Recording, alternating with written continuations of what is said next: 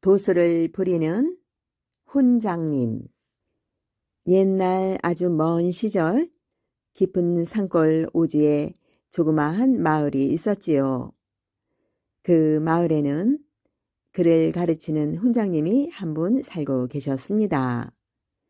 백발이 성성한 데다 눈빛이 번득였고 항상 하얀 도포에 검은 갓을 쓰고 다니셨지요. 사람들은 그분을 산속 훈장님이라 불렀습니다. 훈장님은 말이 없고 엄격하셨지만 아이들에게는 정을 베풀 줄 아는 분이셨습니다. 그런데 이상한 소문이 돌기 시작했어요. 훈장님이 밤이면 밤마다 책방에 촛불을 켜고 이상한 주문을 외우며 허공에 글씨를 그린다는 거였지요. 아이들은 훈장님이 도수를 부린다고 수군대었고 마을 사람들도 하나둘 그 이야기를 믿기 시작했어요. 어느 해 겨울 마을에 도깨비가 내려와 농가 밭을 휘저어놓고 가축을 훔쳐가는 일이 잦아졌습니다. 도깨비는 마을 외곽에 있는 낡은 정자 근처에 나타난다고들 했습니다. 용감한 사내들이 몇 번이나 나서 보았지만 도깨비의 장난 앞에 맥없이 쓰러지고 말았지요. 그때였습니다. 훈장님이 조용히 마을 어르신들을 찾아와 말씀하셨습니다. 그 정자나무 근처의 나무 아래에 100년 묵은 도깨비가 깃들어 있어. 저 혼자 다녀오리다. 모두가 놀라고 말렸지만 훈장님은 묵묵히 지팡이를 짚고 정자로 향하셨습니다. 밤이 되자 훈장님은 정자에 걸터앉아 조용히 책을 펴더니 무슨 주문 같은 것을 중얼거리기 시작하셨지요. 그 순간 검은 연기와 함께 도깨비 하나가 휙 나타나 훈장님을 노려보았습니다. 늙은이, 여기서 뭐 하시오? 훈장님은 눈을 들어 도깨비를 바라보시며 말했습니다. 너의 수작은 이제 그만두거라. 아이들이 너 때문에 두려움에 떨고 노인들이 추위에 떨고 있다. 도깨비는 우스꽝스럽게 웃으며 소리쳤습니다. 헤헤, 그게 어쩌라고? 나는 100년 묵은 도깨비다. 내 따위 늙은 인간이 나를 어찌하겠느냐? 그때였습니다. 훈장님은 손바닥을 펴더니 무언가 공중에 글을 쓰듯 움직이셨지요. 그러자 허공에서 파란 불꽃이 피어오르며 글자 하나가 도깨비의 이마에 봉자로 찍혀버렸습니다. 도깨비는 괴로워하며 땅을 굴렀고 몸이 점점 작아지더니 조그만 항아리 속으로 빨려 들어가 버리고 말았습니다. 훈장님은 그 항아리를 조심스레 싸서 마을 뒷산에 있는 바위 밑에 묻으셨고 다시 그 도깨비가 마을을 어지럽히는 일은 없었지요. 이 사건 이후 마을 사람들은 훈장님의 도술이 진짜였다는 걸 믿게 되었고 그에 대한 존경은 더욱 커졌습니다. 훈장님은 그러나 겸손히 말씀하셨지요. 내가 부린 것은 도술이 아니라 글의 힘이요. 하늘과 마음이 통하면 붓 끝에도 기운이 실리는 법이지요. 그 말씀은 아이들의 가슴에 깊이 남았고 마을의 서당은 점점 번창하게 되었답니다. 그 후 몇 해가 지나 또다시 이상한 일이 벌어졌습니다. 이번엔 마을 우물에서 물이 자꾸 썩어들며 우물가에 검은 그림자가 어른거리는 것이었지요. 어떤 이는 우물 귀신이 들었다고 하고 또 어떤 이는 죽은 이의 원혼이 사나워졌다고도 했습니다. 우물 근처에만 가도 머리가 아프고 가축들이 도망가 버리기 일쑤였으니 모두가 겁에 질려 아무도 그 우물 가까이 가지 않았습니다.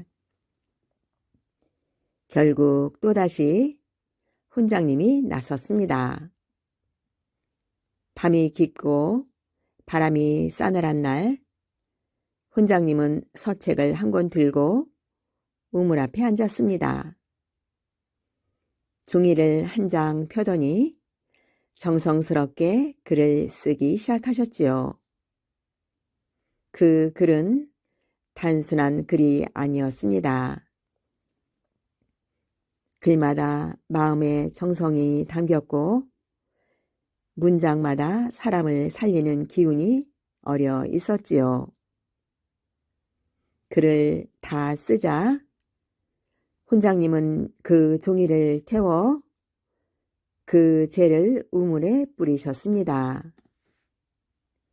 그러자 우물에서 시커먼 연기와 함께 기이한 울음소리가 퍼져 나왔고 마치 어떤 영혼이 떠나는 듯 바람이 소용돌이 치더니 이내 고요해졌습니다. 그리고 그 다음 날 아침 우물은 맑은 물로 가득 찼고 아무런 악기도 없어진 듯 말끔했지요. 마을 사람들은 또다시 놀라고 고마워하며 훈장님을 찾아뵈었지만 훈장님은 여전히 조용히 말씀하셨습니다. 한자 한획을 바르게 쓴다는 것은 사람의 마음을 바르게 하는 것이지요. 마음이 맑아지면 귀신도 머무를 수 없지요. 그 말은 곧 도술은 밖에서 오는 것이 아니라 글과 마음이 하나 되는 데서 온다는 뜻이었지요. 그해 겨울 어느 날 훈장님은 제자들과 마지막 수업을 마친 후 긴 도포를 입고 마을 뒤 산길로 올라가셨습니다. 그 길이 훈장님의 마지막 길이 되었고 그 후로도 훈장님의 모습을 본 사람은 아무도 없었답니다. 어떤 이들은 훈장님이 산신이 되셨다고 했고 또 어떤 이들은 하늘에서 훈장님을 부른 것이라고 하였습니다. 그리고 이상한 일이 있었지요. 매년 봄마다 훈장님이 다니시던 산길 아래 작은 센터에서 맑은 물이 솟기 시작했고 그 물을 마시면 머리가 맑아지고 병이 낫는다는 말이 퍼졌습니다. 사람들은 그 샘을 도샘이라 불렀고 매년 훈장님이 사라진 날이면 조용히 그 샘터에 와서 글 한자 적어두고 돌아가곤 하였습니다. 그 센터 앞 바위에는 훈장님이 마지막으로 남긴 글씨 하나가 새겨져 있었다고 전해집니다. 마음이 바르면 붓이 곧고 붓이 곧으면 세상이 밝아진다. 이 말은 마을 사람들뿐 아니라 먼 고을에서 찾아온 이들에게까지 오랫동안 전해졌고 그 훈장님의 이야기는 도술보다 더 큰 지혜로 사람들의 마음을 밝혀주는 이야기가 되었답니다. 그로부터 여러 해가 흘렀습니다. 도샘의 전설은 멀리 다른 고을까지 퍼져나갔고 봄마다 그 훈장님을 기리는 제자들과 마을 사람들은 샘터를 돌보며 작은 제단을 마련해 그를 바치곤 했습니다. 하지만 시간이 지나면서 점차 사람들의 발길은 뜸해졌고 세상은 점점 글보다 이익을 쫓는 풍조로 바뀌어 갔지요. 그러던 어느 해 마을에 흉흉한 일이 벌어졌습니다. 해마다 풍년을 자랑하던 들판에 알 수 없는 병충해가 돌고 사람들의 얼굴에서는 웃음이 사라졌습니다. 아이들은 밤마다 악몽을 꾸고 어른들은 서로를 탓하며 다투는 일이 많아졌지요. 무엇보다 기이한 것은 예전처럼 도샘에 물을 마셔도 병이 낫지 않고 오히려 더 심해진 일이 생긴다는 것이었습니다. 이에 마을 어르신들은 모여 앉아 걱정을 했습니다. 혹시 훈장님께서 우리에게 화가 나신 것은 아닌가? 우리가 그분의 가르침을 잊고 살았으니 말일세. 그때 훈장님의 마지막 제자였던 백발의 누인이 조용히 나섰습니다.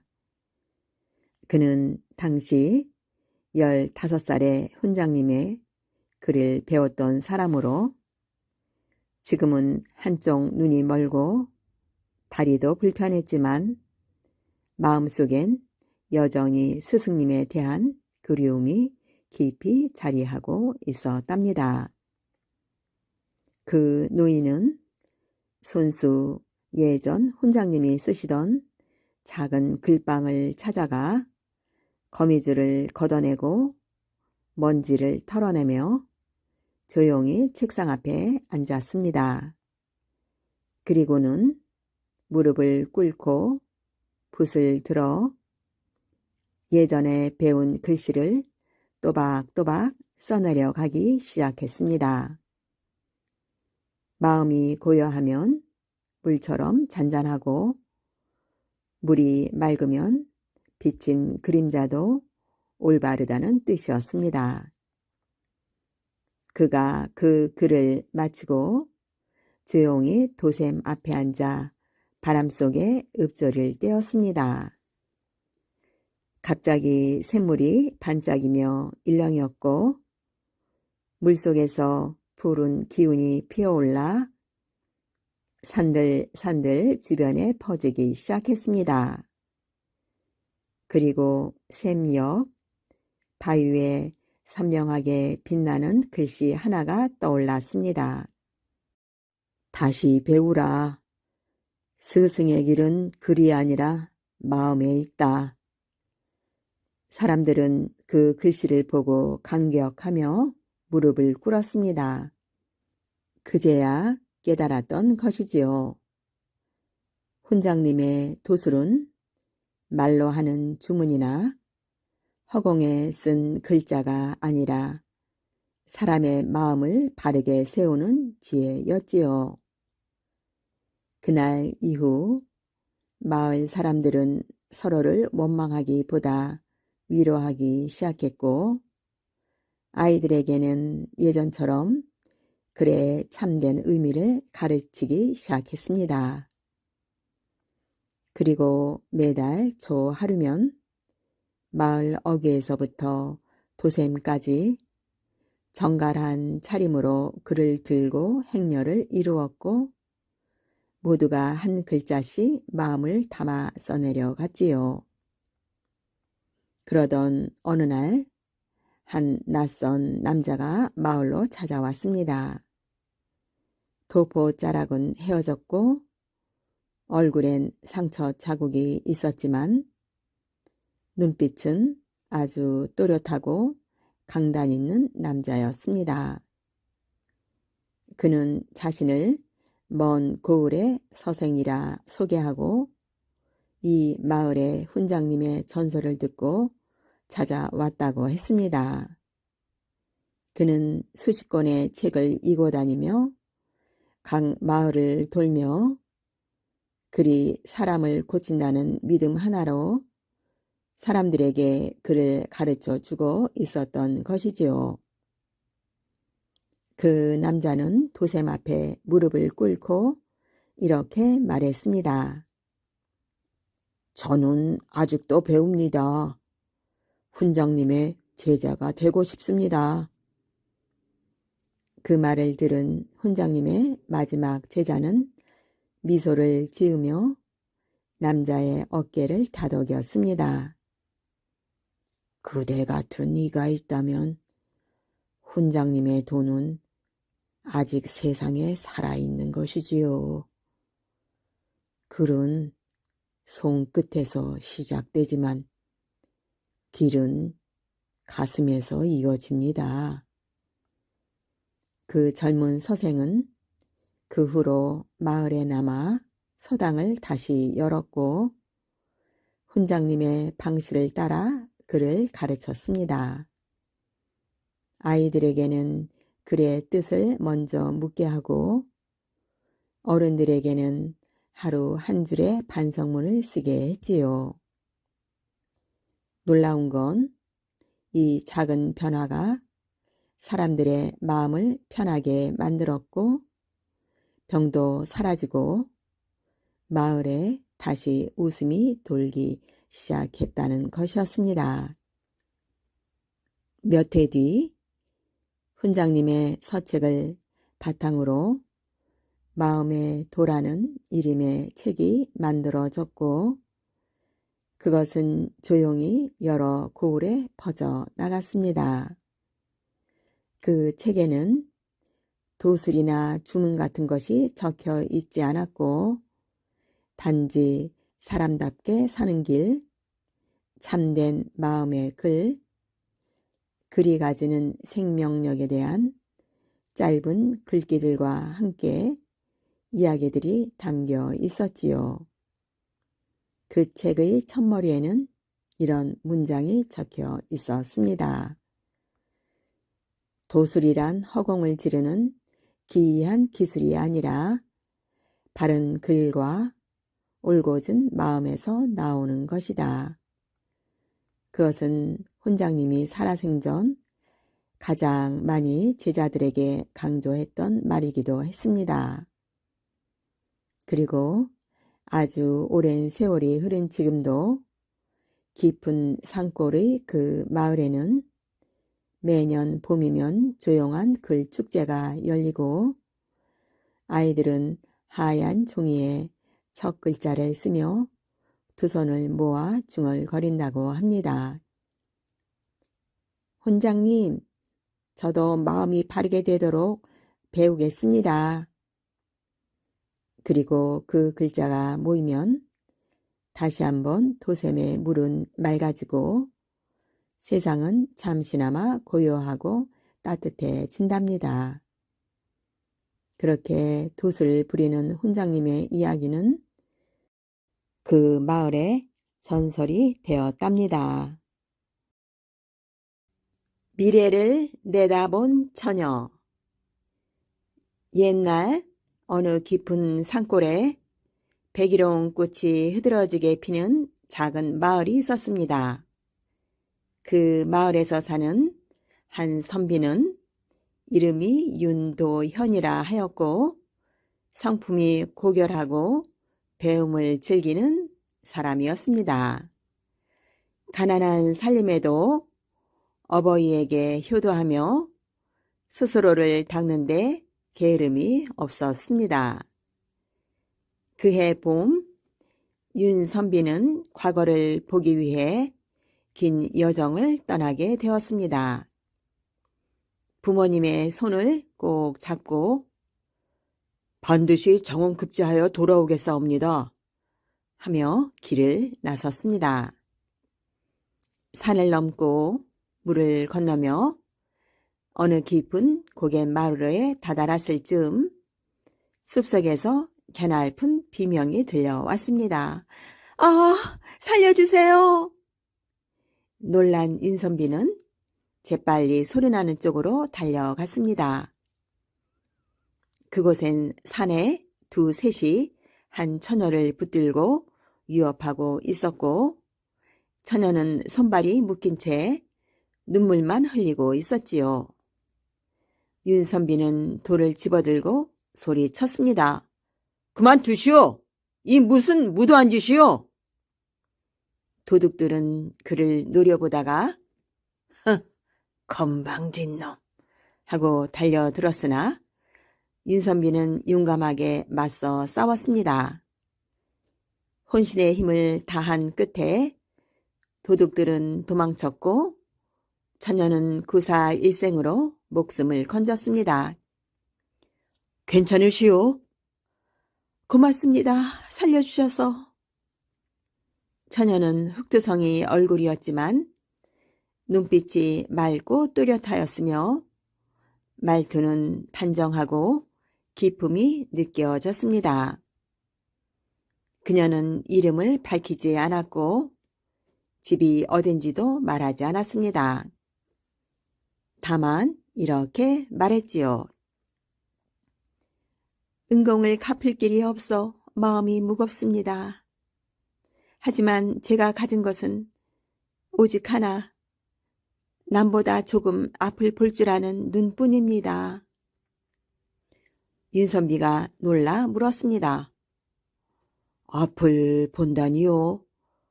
혹 무슨 무당이시오? 처녀는 고개를 저으며 말했습니다. 아니에요. 제 눈엔 드문드문 보일 뿐입니다. 다만 오늘 이 인연이 깊기에 몇 가지를 말씀드리겠습니다. 그녀는 주변에 아무도 없음을 확인한 뒤 조용히 그의 손을 잡고 말했습니다. 선비님께선 과거에 나아가시겠지만 첫 해에는 낙방하실 것이고 그로 인해 큰 절망을 겪게 될 것입니다. 허나 좌절하지 마십시오. 셋째 해에 커다란 인물이 되어 다시 들어오시게 됩니다. 그 길목에서 붉은 저고리를 입은 소녀를 만나거든 말없이 지나치지 마시고 반드시 말을 걸어야 합니다. 윤선비는 황망한 마음에 웃으며 말했습니다. 미래란 알 수 없는 것이지요. 어찌 그런 말씀을. 그러자 처녀는 조용히 일어나 이렇게 말했습니다. 그리고 마지막으로 선비님께서 훗날 저와 다시 만나게 됩니다. 그때까지 몸조심하십시오. 그렇게 처녀는 안개가 피어나는 숲길 속으로 사라졌습니다.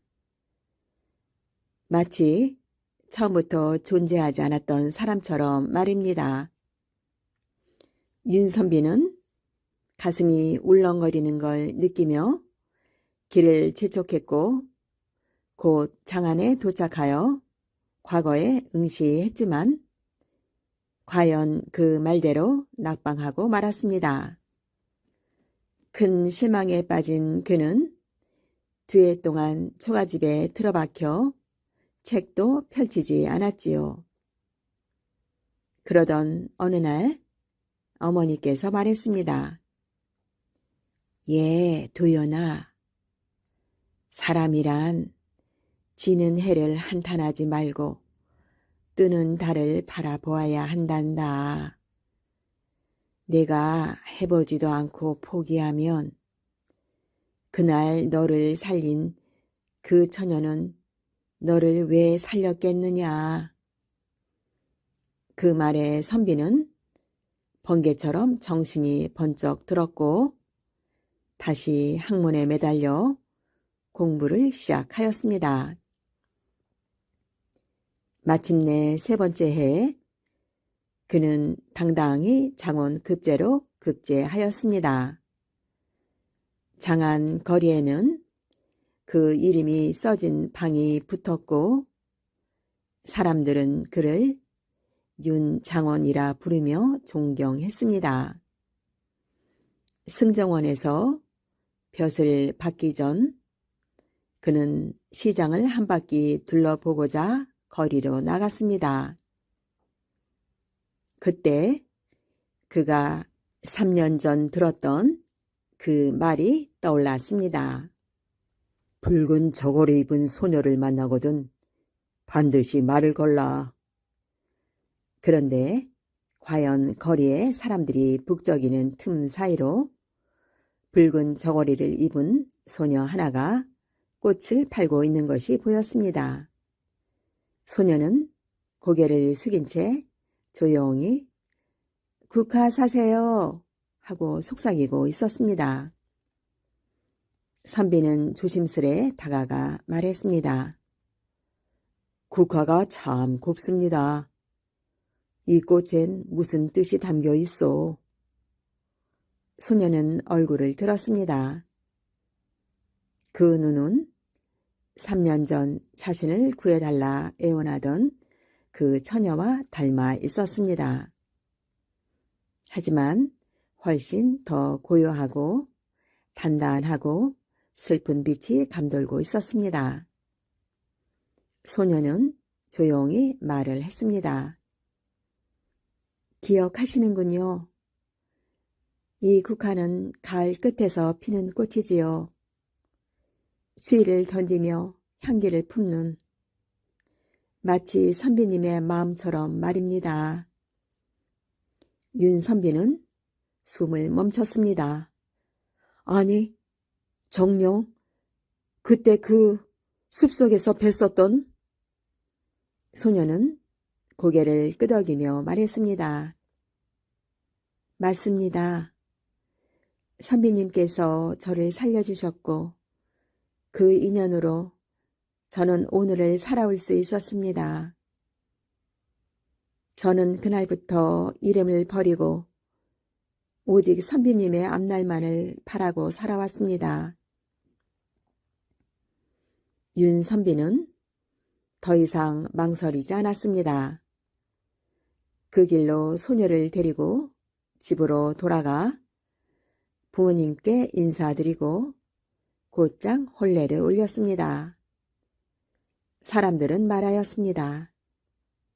윤장원은 과거의 은인을 잊지 않았고 그 인연으로 참된 반려자를 얻었구먼. 혼례 첫날 밤 처녀는 조용히 남편의 손을 잡고 말했습니다. 이제 저의 눈에는 앞날이 보이지 않습니다. 오직 오늘이 소중하고 그대가 곁에 있는 이 순간만이 제겐 영원입니다. 그 말에 윤선비는 조용히 그녀를 안으며 말했습니다. 미래가 보이지 않아도 괜찮소. 나는 이미 내 앞길을 밝혀주는 별 하나를 얻었으니. 그리하여 두 사람은 긴 세월 동안 서로를 의지하며 마을 사람들에게는 선비와 도사의 전설로 오래도록 회자되었다고 합니다. 그리고 사람들은 이 이야기를 이렇게 전하였습니다. 인연이란 목숨을 구하는 순간에서 비롯되어 마음을 구하는 사랑으로 이어진다. 장화 홍련전. 옛날 평안도 철산 땅에 배무룡이라는 좌수가 살았습니다. 배좌수에게는 장화와 홍련이라는 예쁜 두 딸이 있었습니다. 장화와 홍련은 어쩌면 저렇게 예쁠까요? 얼굴만 예쁜 것이 아니에요. 마음은 또 얼마나 곱고 넓다고요. 마치 어른 같아요. 마을 사람들은 모이기만 하면 장화와 홍련을 칭찬했습니다. 그런 어느 날 장화와 홍련의 어머니가 갑자기 자리에 알아 눕게 되었습니다. 여보, 아무래도 저는 죽을 것 같아요.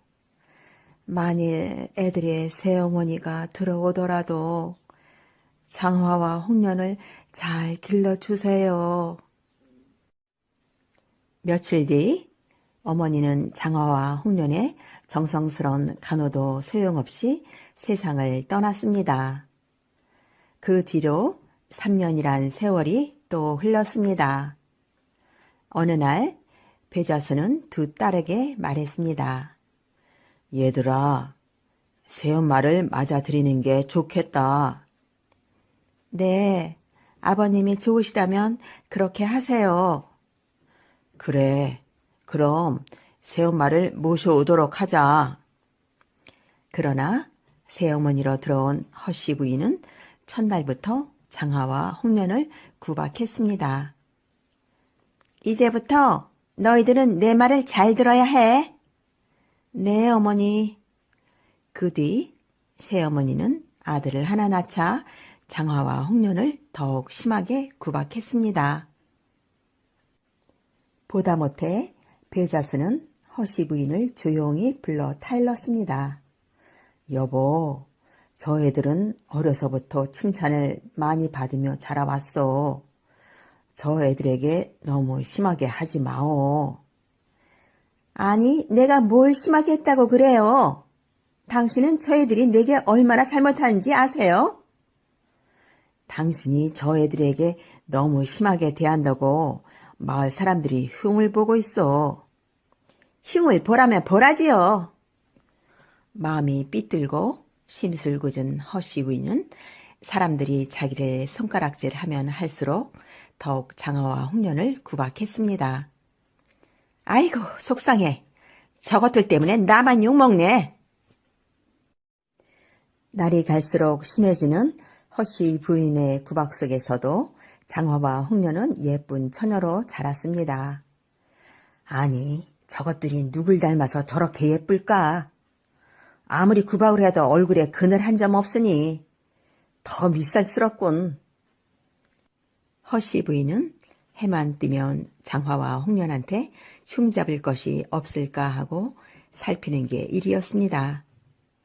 안 되겠어. 흉계라도 꾸며서 저것들을 내쫓든가 해야지. 그냥 두고는 못 보겠어.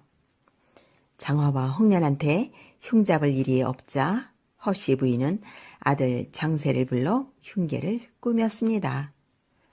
장쇠야, 너 커다란 쥐 한 마리 잡아오렴. 쥐요? 히히, 문제없죠. 자기 어머니를 닮아 심술 굵기가 이루 말할 수 없는 장쇠가 커다란 쥐를 잡아왔습니다. 흥, 이걸 껍질을 벗기면 갓난아기 같겠지. 허씨 부인은 쥐의 껍질을 벗겨 잠들어 있는 장화의 이불 속에 몰래 집어넣었습니다. 그리고 남편 배자수에게 거짓말을 했습니다. 아이고, 영감, 큰일 났어요. 장화가 죽은 아기를 낳았어요. 뭐요? 그 아이가? 그럴 리가 없어. 내 말이 의심스러우면 지금 가서 이불을 들춰봐요. 배자수는 장화의 방으로 가 이불을 들춰보고 깜짝 놀랐습니다. 아니, 우리 장화가 어찌 이럴 수가 있단 말이냐. 믿을 수가 없어. 허씨 부인의 흉계에 속아 넘어간 배자수는 가슴을 치며 탄식했습니다. 여보, 이 일을 어찌하면 좋소. 시집도 안 간 처녀가 애를 낳다니 이 무슨 망측한 일이오. 그러게 말이에요. 부끄러워 얼굴도 못 들겠어요. 허씨 부인은 의기양양해서 말했습니다. 이런 일이 밖에까지 소문이 나면 우리 집안은 망하는 거요. 배자수는 한숨을 쉬었습니다. 그러니까 영감, 이렇게 하는 게 어때요? 허씨 부인은 배자수에게 무엇인가 소곤소곤 이야기했습니다. 그럴 수밖에 없겠구려. 그럼 내 생각대로 하겠어요. 다음 날 장화는 새 어머니가 아버지에게 자기를 모함한 것을 알았습니다. 그러나 장화는 아무 말도 하지 못했습니다. 말을 해도 소용이 없다고 생각했습니다. 아버님은 새어머니의 말을 모두 믿으시겠지? 그날 밤 배자수는 장화를 불렀습니다. 예, 장화야. 장세와 함께 외가댁에 좀 급히 다녀와야겠다. 아버님, 지금은 밤인데 내일 가면 안 될까요? 밤이니까 장세와 함께 떠나라는 것 아니냐? 할 수 없이 장화는 장세를 따라 나섰습니다. 홍련이 울며 언니를 붙잡았습니다. 언니, 이 밤중에 어딜 가? 장화는 홍련을 떼어놓고 장세가 끄는 말 위에 올라탔습니다. 홍련아, 언니가 갔다 올 때까지 잘 있거라. 언니, 나도 같이 가. 나도 갈게. 장화도 눈물이 앞을 가려 더 말을 할 수가 없었습니다. 장세가 우악스럽게 말꼬비를 잡아 끌었습니다. 무슨 잔말이 그렇게 많아? 갈 길이 뭔데? 밤이 깊어 모두 잠든 고요한 밤에 장화는 어디론가 장세에게 끌려갔습니다. 한참 가다가 장화가 말했습니다. 장세야, 이 길은 외가댁으로 가는 길이 아니야. 그러자 장세가 희쭉 웃었습니다. 외가댁으로 가는 게 아니야. 퉁명스럽게 한마디 하더니 장세는 계속 말고삐를 끌고 산속으로 들어갔습니다. 험한 고개를 몇 번 넘고 나자 연못이 하나 나타났습니다. 다 왔어. 이제 내려. 장세는 또 퉁명스럽게 말했습니다. 장세야, 여기는 연못이지 않니? 글쎄, 다 왔다니까. 웬 말이 그렇게 많아? 장세야, 나보고 연못에 빠져 죽으란 말이구나. 그걸 이제야 알았어. 장세는 장화 앞으로 다가와 장화를 연못 속으로 때밀어 버렸습니다. 아, 살려줘! 장세야! 장화가 죽은 뒤 홍련은 혼자 새어머니의 온갖 구박을 다 받았습니다. 구박을 받을 때마다 홍련은 언니 생각으로 더욱 눈물이 났습니다. 언니, 어딨어? 보고 싶어.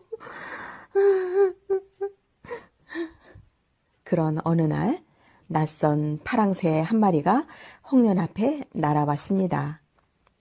홍련은 파랑새에게 제 마음을 이야기했습니다. 파랑새야, 우리 언니는 어디 있니? 나를 우리 언니 있는 곳으로 데려다 주렴. 그러자 파랑새가 앞장서 날아가기 시작했습니다. 넌 정말 우리 언니 있는 곳을 알고 있구나. 파랑새는 홍련을 산속의 연못으로 데려갔습니다. 파랑새야, 언니가 이 연못 안에 있다는 말이지? 그래, 알았어. 홍련은 연못 속으로 뛰어들었습니다. 그 뒤 연못에서는 흐느껴 오는 처녀들의 울음소리가 날마다 들렸습니다. 그리고 그 거울에 부임하는 원님은 부임하는 첫날 밤에 꼭 목숨을 잃었습니다. 나라에서도 큰 걱정이었습니다. 큰일 났다. 부임하자마자 목숨을 잃으니. 상감마마, 제가 가보겠습니다. 그대가? 네, 제가 그 거울로가 무슨 까닭인지 꼭 밝히겠습니다. 그 사람은 정동호라는 선비였습니다. 정선비가 새 원님이 되어 철산 고을에 도착했습니다. 새 원님은 곧 이방을 불러 물었습니다. 여봐라, 이 고을에 부임하는 사또마다 첫날 밤에 목숨을 잃는다는데 그 이유가 무엇이냐? 사또, 글쎄 그 이유를 아무도 모릅니다. 그래? 그럼 오늘 밤 내가 그 까닭을 알아내는 수밖에 없겠군. 새 원님은 책을 펴놓고 글을 읽으며 밤이 오기를 기다렸습니다. 무슨 곡절이 있을 거야. 해가 서산으로 지고 어둠이 내리기 시작했습니다. 오늘 밤 기필코 그 사연을 알아내리라. 이윽고 깊은 밤이 되었습니다. 찬바람이 휙 불더니 방문이 스르르 열리면서 웬 여자가 들어왔습니다. 아, 누구냐? 사또, 놀라지 마십시오. 드릴 말씀이 있어 사또를 뵈러 왔습니다. 새 원님은 너무 놀라고 무서워 정신을 잃을 뻔했지만 단단히 마음을 먹고 큰 소리로 외쳤습니다. 보아하니 양갓집 규수 같은데 할 말이 있으면 낮에 찾아오지 깊은 밤에 이 무슨 짓이냐? 그러자 처녀가 말했습니다. 사또, 저는 낮에는 올 수가 없는 몸입니다. 그러면서 처녀는 새 원님 앞에 공손히 절을 했습니다. 그제야 새 원님은 처녀를 찬찬히 보았습니다. 그리고 또 한 번 기절할 듯 놀랐습니다. 처녀는 살아있는 사람이 아니었습니다. 너는 살아있는 사람이 아니구나. 사또, 제발 놀라지 마시고 제 이야기를 들어주십시오. 새 원님은 마음을 가다듬고 말했습니다. 무슨 말인지 어서 해보아라. 사또, 고맙습니다. 저는 이 고을 배자수의 둘째 딸 홍련이옵니다. 처녀는 눈물을 흘리며 다음 말을 이었습니다. 저의 언니 장화가 누명을 쓰고 세상을 떠났습니다. 언니의 누명을 벗겨 주옵소서. 새 원님은 홍련의 말에 귀를 기울였습니다. 홍련은 새어머니 허씨 부인에게 겪은 슬프고 억울한 일들을 새 원님에게 모두 말했습니다. 말을 마치자 홍련은 공손히 인사를 하고 어디론지 사라졌습니다. 날이 밝자마자 새 원님은 이방을 불렀습니다. 여봐라, 이방 있느냐? 네, 사또, 무사하셨군요. 새 원님이 죽지 않고 살아있는 것을 보고 사람들은 모두 깜짝 놀랐습니다. 이방, 이 고을에 배자수라는 사람이 사느냐? 네. 어서 그 부부를 잡아오너라. 나졸들이 급히 달려가 배자수 부부를 붙잡아 왔습니다. 배자수는 듣거라. 너에게 장화와 홍련이라는 딸이 있느냐? 새 원님은 배자수를 노려보며 엄한 목소리로 물었습니다. 네, 그러나 지금은 집에 없습니다. 배자수는 새로 부임한 원님이 어떻게 장화와 홍련을 알고 있는지 깜짝 놀랐습니다. 지금은 없다면 어디 갔느냐? 장화는 병으로 죽고 홍련이는 집을 나가. 배자수는 얼버무렸습니다. 왜 대답을 못하느냐? 어서 말하지 못할까? 그때 허씨 부인이 나섰습니다. 사또, 실은 큰딸 장화는 처녀의 몸으로 죽은 아이를 낳았습니다. 그 일이 탄로나자 장화는 스스로 연못에 빠져 목숨을 끊었습니다. 사실 이렇다. 사또, 어느 앞이라고 거짓말을 하겠습니까? 세원님이 다시 물었습니다. 그럼 둘째 딸 홍련이는 어떻게 되었느냐? 홍련은 밤에 아무도 모르게 도망을 쳐 지금은 어디 있는지도 모르겠습니다. 허씨 부인은 얼굴색 하나 변하지 않고 거짓말을 했습니다. 알았다. 내 말이 사실인지 아닌지 장세를 불러다 알아보도록 하자. 새 원님은 나졸들에게 명령했습니다. 여봐라, 가서 장세를 잡아오너라. 새 원님이 장세를 잡아오라고 하자 허씨 부인은 가슴이 덜컥 내려앉았습니다. 곧 장세가 붙잡혀 왔습니다. 이놈 장세야, 내가 장화를 연못으로 데려가 빠뜨렸지? 장세는 아무런 대답을 하지 못하고 부들부들 떨기만 했습니다. 어서 대답을 하지 못할까? 새 원님의 불같은 호령이 떨어졌습니다. 장세는 허씨 부인이 시켜 쥐를 잡은 사실을 털어놓았습니다. 새파랗게 질린 허씨 부인은 더 이상 거짓말을 할 수가 없었습니다. 아이고, 사또, 죽을 죄를 졌습니다. 목숨만 살려주십시오. 에이, 못된 것. 여봐라, 이들을 모두 옥에 가두어라. 배자스는 눈물을 흘리며 사또에게 말했습니다. 사또, 아무것도 모르고 불쌍한 자식을 죽게 한 아비를 죽여주십시오.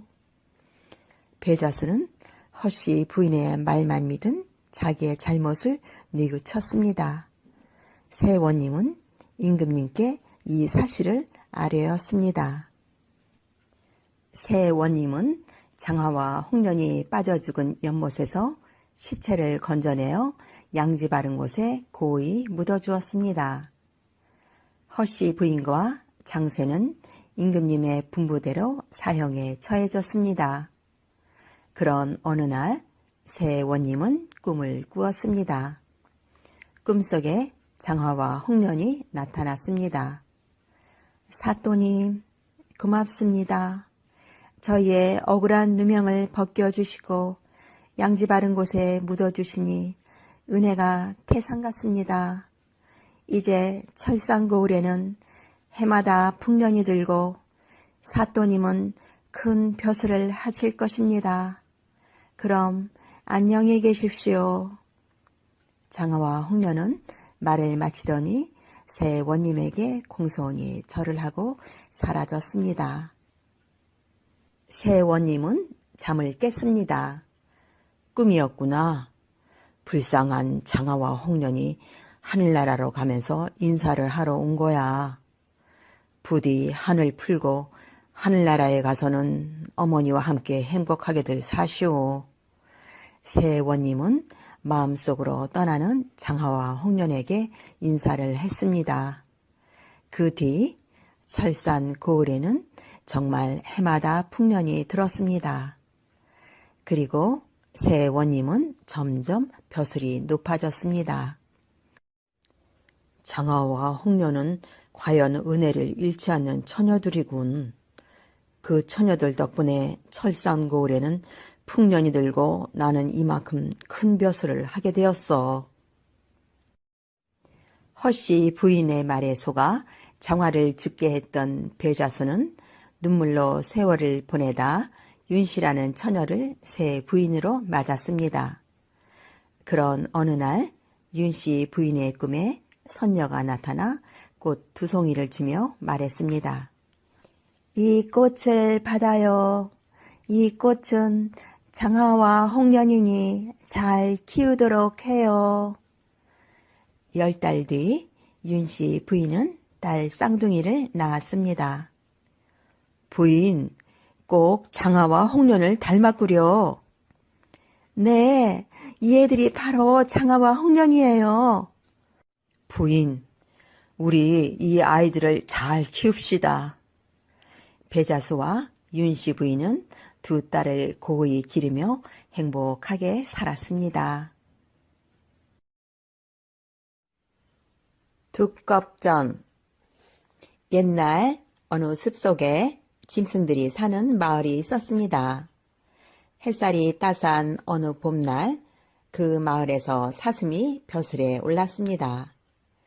벼슬을 했으니 축하 잔치를 벌여야겠군. 숲속 마을에 살고 있는 짐승들을 모두 불러서 재미있게 놀아야지. 사슴은 기분이 좋아 잔치 준비를 했습니다. 잔치날이 되자 노루, 토끼, 승냥이, 여우, 고슴도치, 원숭이, 두더지, 다람쥐, 너구리, 당나귀, 두꺼비 등 많은 짐승들이 초대되었습니다. 그러나 사슴은 호랑이는 초대하지 않았습니다. 호랑이를 초대하면 다른 짐승들이 마음 놓고 즐거워할 수가 없어. 사슴은 호랑이가 성질이 사나워서 항상 다른 짐승들을 못살게 군다고 생각했습니다. 초대한 짐승들이 모두 모이자 잔치가 시작되었습니다. 그러자 짐승들은 서로 윗자리를 차지하려고 다툼을 벌였습니다. 여기는 내가 앉아야 해. 비켜. 아니야, 내가 앉을 자리야. 사슴은 몹시 난처했습니다. 이러다가 싸움이 나면 내 잔치를 망치겠어.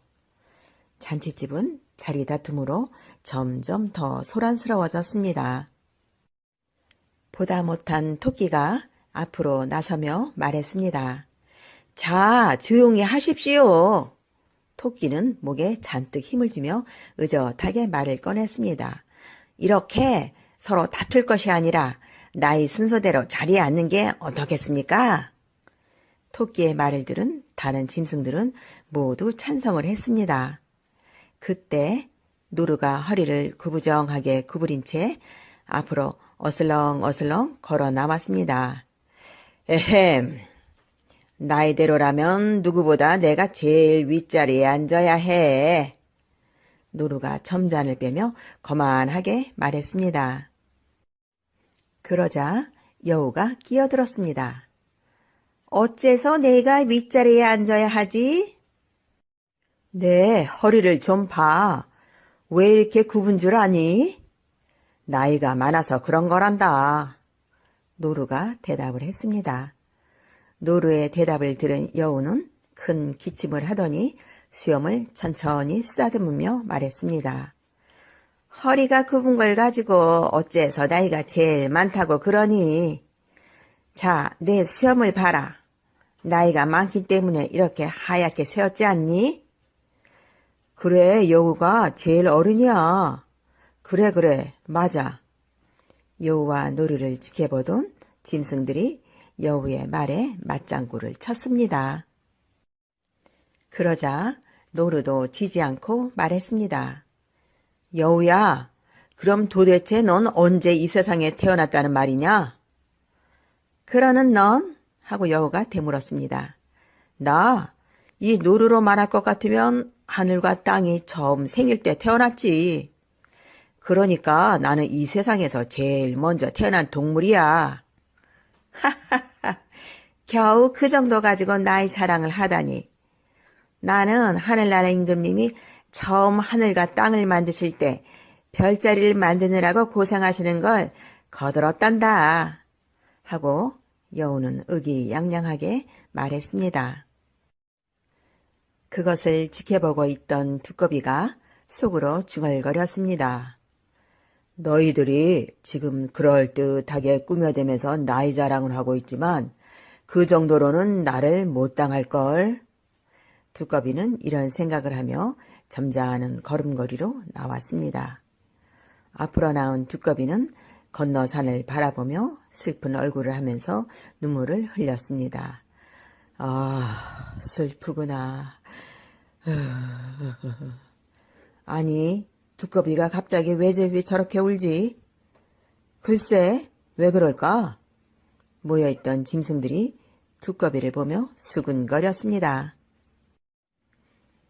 이런 경사스러운 자리에 와서 왜 눈물을 찔끔거리는 거야? 노루와 말다툼을 벌이던 여우가 말꼬리를 두꺼비에게로 돌렸습니다. 저 자두나무를 보니 죽은 아들 생각이 나서 그래.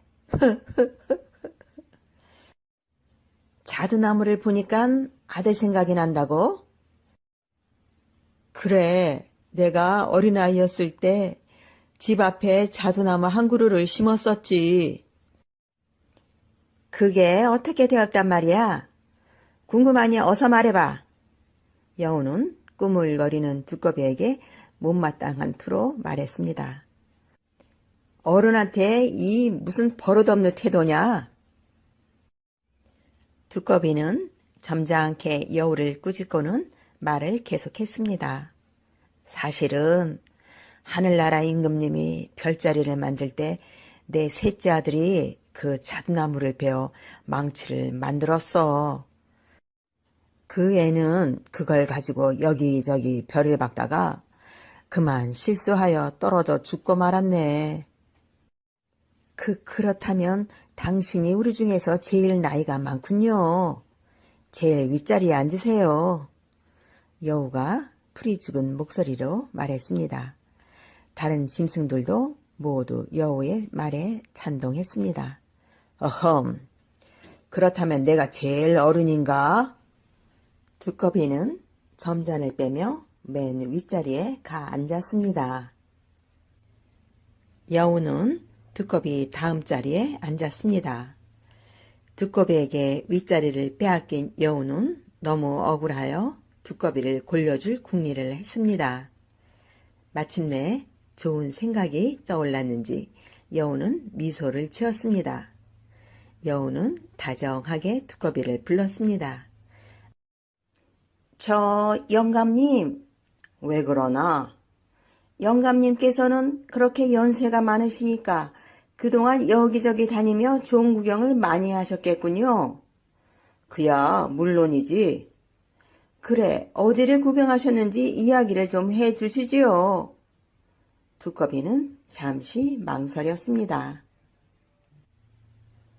여우는 속으로 웃었습니다. 이 얄미운 두꺼비야, 어디 한번 혼 좀 나보아라. 히히히. 여우는 두꺼비가 대답을 못하고 쩔쩔맬 것이라고 생각을 했습니다. 그러나 두꺼비는 이미 여우의 속셈을 알아차리고 있었습니다. 내가 워낙 많은 곳을 다니며 두루두루 구경을 했기 때문에 지금 그걸 전부 말하기는 어렵구만. 어디 내가 먼저 구경한 곳을 말해보아라. 그러면 내가 가본 곳은 빼고 내가 가보지 않은 곳을 내가 이야기를 해주마. 두꺼비는 싱글거리며 여유 있게 말했습니다. 그거 참 좋은 생각이네요.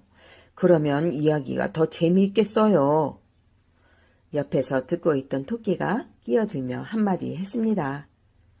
여우는 두꺼비를 골려주려다 자신이 오히려 골탕을 먹게 되었습니다. 잘못하다가는 내가 망신을 당하겠는걸. 이런 생각이 들었지만 여우는 무슨 이야기든 하지 않을 수가 없었습니다. 저 역시 이 세상에서 안 가본 곳이 별로 없습니다. 아름다운 산, 아름다운 강은 전부 가보았지요. 어디 그뿐인가요? 조선, 중국, 일본, 이루 헤아릴 수 없을 만큼 많은 나라들을 여행했지요. 여우는 한참 동안 거짓말을 늘어놓았습니다. 이만하면 코가 납작해졌겠지. 여우는 두꺼비를 돌아보았습니다. 여행을 많이 하기는 했군. 그게 전부인가? 하긴 아직 나이가 어리니 그 정도가 전부일 수밖에 없겠군. 두꺼비는 빙그레 웃음을 띠며 여우를 바라보았습니다. 전부라니요? 제가 구경한 것은 다 말하려면 아직 멀었어요. 여우는 능청을 떨면서 또 이렇게 말했습니다. 제 이야기는 한이 없을 것 같으니 이제부터는 영감님 이야기나 들어보기로 하지요. 어떻습니까?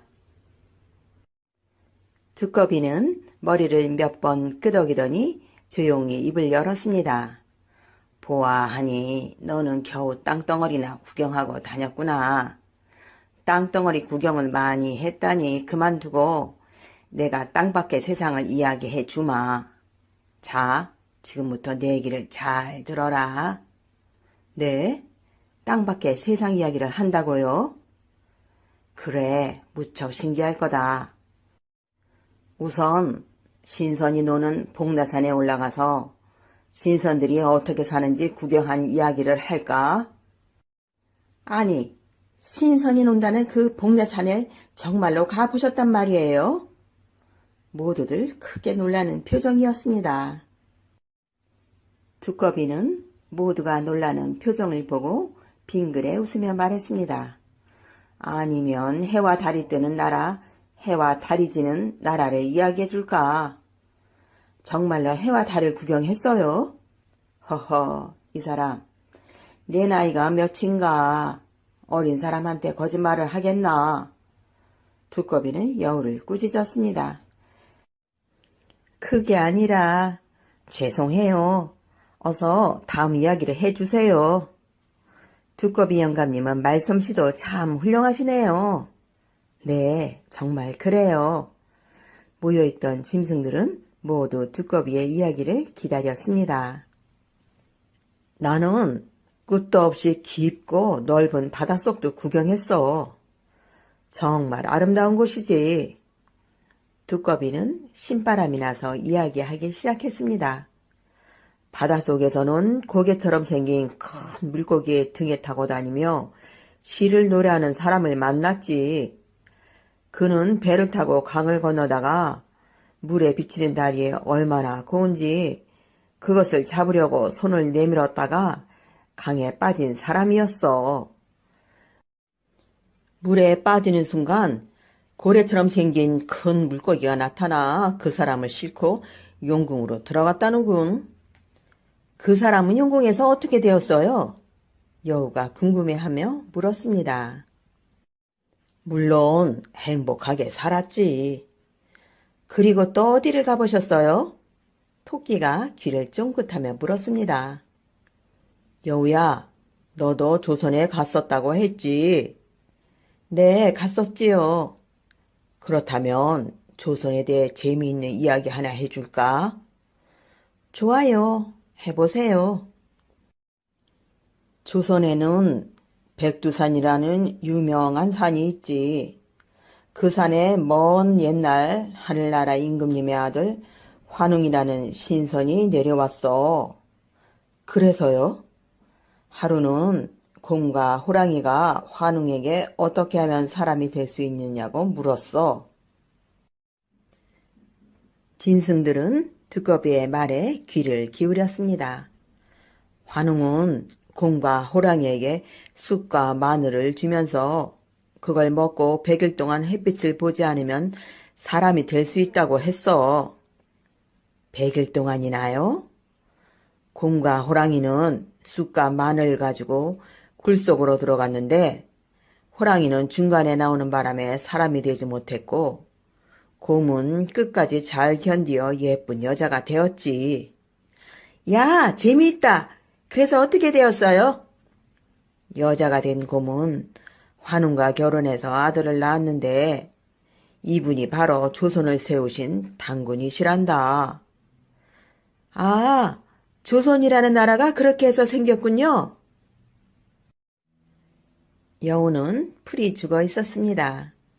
이 밖에도 나는 많은 곳을 다니며 세상 구경을 했었지. 이제 짐승들은 모두 두꺼비를 존경스러운 눈길로 쳐다보고 있었습니다. 영감님, 그럼 영감님은 하늘나라에도 올라가 보았겠군요. 여우가 다시 물었습니다. 그야 물론이지. 너는 하늘나라 근처에도 못 가봤겠지? 아니에요. 저도 가봤어요. 여우는 질서라 대답했습니다. 그래? 그럼 내가 한번 하늘나라 이야기를 해보아라. 제가요? 여우는 당황했습니다. 그러나 다음 순간 태연하게 입을 열었습니다. 저는 하늘나라에 올라가 정말 신기한 것들을 많이 구경했지요. 여우는 이야기를 멈추고 짐승들을 한번 둘러보았습니다. 여우야, 어서 계속해. 뜸들이지 말고. 그러자 여우는 두꺼비가 했던 것처럼 점잖게 이야기를 꺼냈습니다. 하늘나라에서 내가 가본 곳은 견우의 목장, 직녀가 배를 짜는 곳, 3000년에 한 번 열리는 복숭아가 있는 과수원, 북극성과 남극성, 일일이 다 말할 수가 없군요. 여우의 이야기를 듣고 난 두꺼비가 껄껄거리며 웃었습니다. 내 얘기를 듣고 보니 이제야 생각나는 것이 있구나. 그게 뭔데요? 내가 하늘나라를 여행할 때 하루는 남극성에서 한 노인과 바둑을 두고 있는데 그때 심부름하는 아이가 와서 그러더구나. 밖에 여우 한 마리가 들어오려고 해서 쫓아버렸다고. 두꺼비는 여우를 바라보며 말을 계속했습니다. 그러고 보니 그게 바로 너였구나. 넌 줄 알았으면 쫓아버리지는 말라고 했을 텐데. 두꺼비의 이야기를 들은 여우는 얼굴이 빨개졌습니다. 그러나 여우는 물러서지 않고 두꺼비를 보고 물었습니다. 그런데 영감님, 살갗은 매끄럽지 못하고 왜 이렇게 우둘두둘하지요? 그거야 나이가 많으면 주름살이 생기는 법이고 주름살이 많아지면 당연히 우둘두둘해지는 법이지. 그래요? 여우는 어떻게든 두꺼비를 골탕 먹이기 위해서 또 물었습니다. 그럼 영감님의 턱은 가만히 있지 않고 왜 자꾸 벌떡벌떡하지요? 아이가 어른을 몰라보고 자꾸 말대꾸를 하는 바람에 분을 참느라고 그런다. 그때였습니다. 산이 떠나갈 만큼 커다란 호랑이의 호통 소리가 들렸습니다. 네 이놈들! 나를 빼놓고 너희들끼리 잔치를 하다니! 호랑이 소리가 들리자 잘난 체 하던 여우가 제일 먼저 달아났습니다. 이를 보고 사슴이 놀라 말했습니다. 아이고 큰일 났네. 두꺼비니 여기서 제일 어린이시니 두꺼비님이 호랑이를 좀 달래주세요. 어떡하나 이야기를 많이 했더니 졸음이 와서 견딜 수가 없네. 이렇게 말하더니 두꺼비도 불이 나게 바위 틈으로 숨어버렸습니다. 도깨비 방망이. 옛날 어느 마을에 욕심쟁이 형과 마음씨 착한 동생이 살았습니다. 착한 동생은 마을 사람들한테 칭찬을 들었지만 욕심쟁이 형은 늘 욕을 먹었습니다. 동생은 착하고 부지런한데 형은 왜 저 모양인지 몰라. 정말 이상한 일이야. 친형제가 저렇게 다르니 말이야. 욕심쟁이에다 구두쇠에다 심술꾸러기라서 좋아하는 사람이 없어. 맞아. 동생 반만 닮았어도 저러지는 않을 텐데 말이야. 글쎄 누가 아니래요. 마을 사람들은 형을 보면 아는 체도 하지 않았습니다. 형은 함께 모시고 사는 부모님께도 효도를 하지 않았습니다. 동생은 부모님이 가여웠습니다. 할 수 없이 동생은 형에게 가서 말했습니다. 형님, 이제부터 제가 부모님을 모시겠습니다. 뭐? 내가 부모님을 모신다고? 아니 그게 정말이냐? 네, 그렇게 해주세요. 너 혹시 부모님을 모신다는 핑계로 재산을 나눠달라는 건 아니겠지? 아닙니다, 형님. 그러니 안심하세요. 좋다. 사나이끼리의 약속이니까 나중에 딴소리 하지 마. 네, 형님. 그날부터 동생은 아버지의 어머니를 모시고 살게 되었습니다.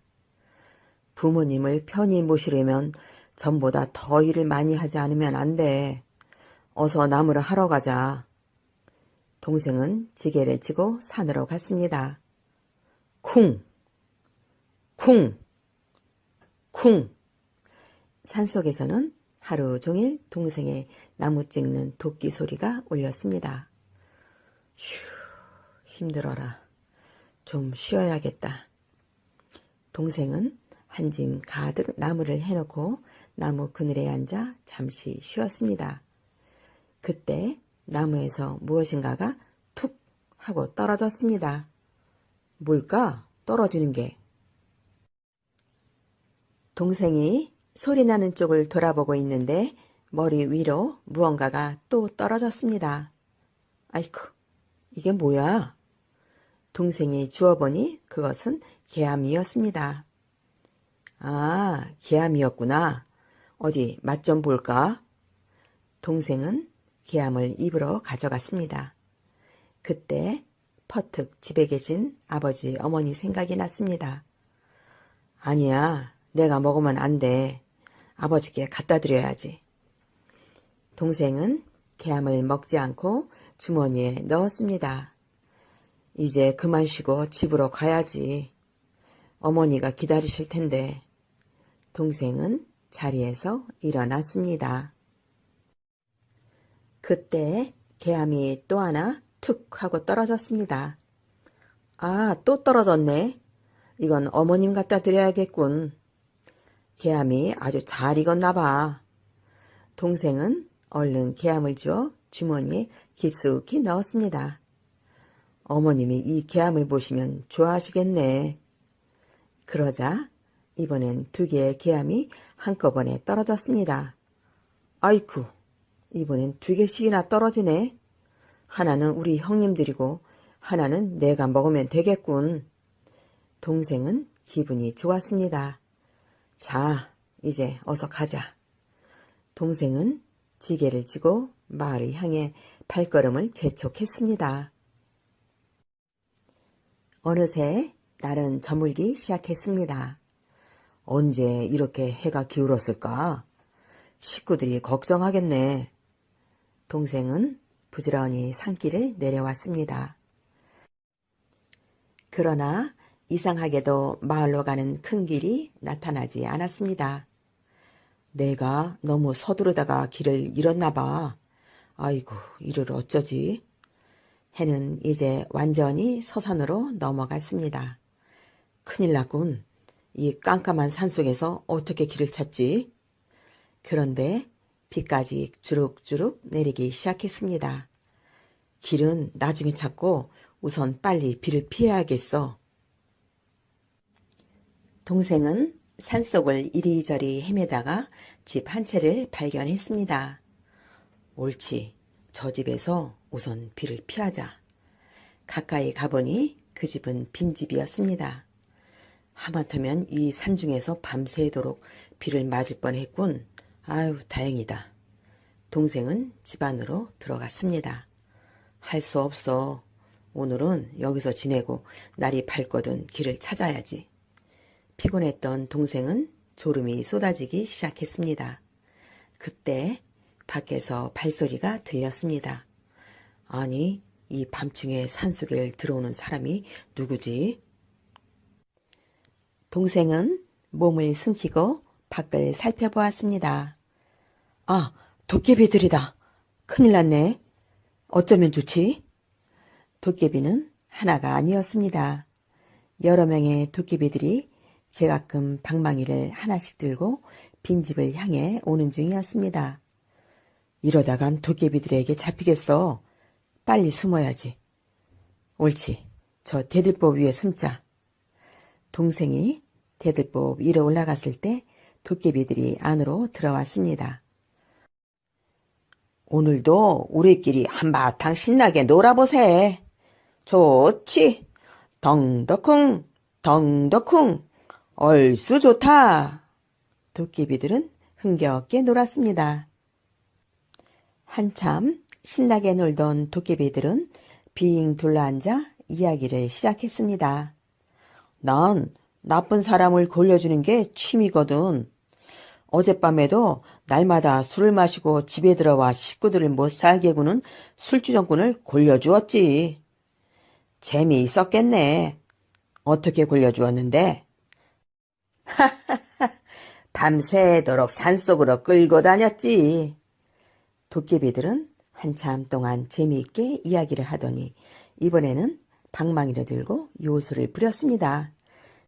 자, 그럼 방망이를 두드리자. 금 나와라 뚝딱, 은 나와라 뚝딱. 그러자 방망이에서 금은 보화가 마구 쏟아져 나왔습니다. 동생은 대들보 위에서 숨을 죽이고 도깨비들을 내려다보고 있었습니다. 정말 신기한 일이네. 방망이에서 금은 보화가 쏟아져 나오다니. 도깨비들은 시간 가는 줄을 모르고 춤을 추고 노래를 부르고 방망이를 두드렸습니다. 밤이 깊어지면서 동생은 배가 고파졌습니다. 옳지, 개암이라도 먹어야지. 동생은 개암을 꺼내 깨물었습니다. 딱 하고 깨암 깨지는 소리가 들렸습니다. 도깨비들은 깜짝 놀랐습니다. 아, 이게 무슨 소리야? 글쎄, 무슨 소릴까? 도깨비들은 고개를 갸우뚱거렸습니다. 혹시 뭐야? 빨리 말해봐. 혹시 기둥이 기우는 소리가 아닐까? 기둥이 기우는 소리라고? 그럼 집이 무너지는 소리잖아. 맞아, 집이 무너지는 거야. 그 말이 끝나기가 무섭게 도깨비들은 앞을 다투어 집 밖으로 도망쳤습니다. 동생은 대들보 위에서 이 모양을 보고 혼자 웃었습니다. 도깨비들도 참 순진하군. 그러나 언제 또 도깨비들이 나타날지 몰라 동생은 날이 밝기를 기다려 대들보에서 내려왔습니다. 집안에는 여기저기 도깨비들이 버리고 간 금은 보화가 가득 쌓여 있었습니다. 도깨비들이 급하긴 급했던 모양이야. 이 많은 금은 보화를 그냥 두고 가버렸으니. 어떤 도깨비는 방망이도 놔두고 갔습니다. 방망이까지 놓고 갔네. 그럼 어디 나도 한번 시험해 볼까? 동생은 도깨비 방망이를 두드리며 말했습니다. 금 나와라 뚝딱, 은 나와라 뚝딱. 그러자 어젯밤처럼 도깨비 방망이에서 금은 보화가 쏟아졌습니다. 이게 꿈인가 생시인가?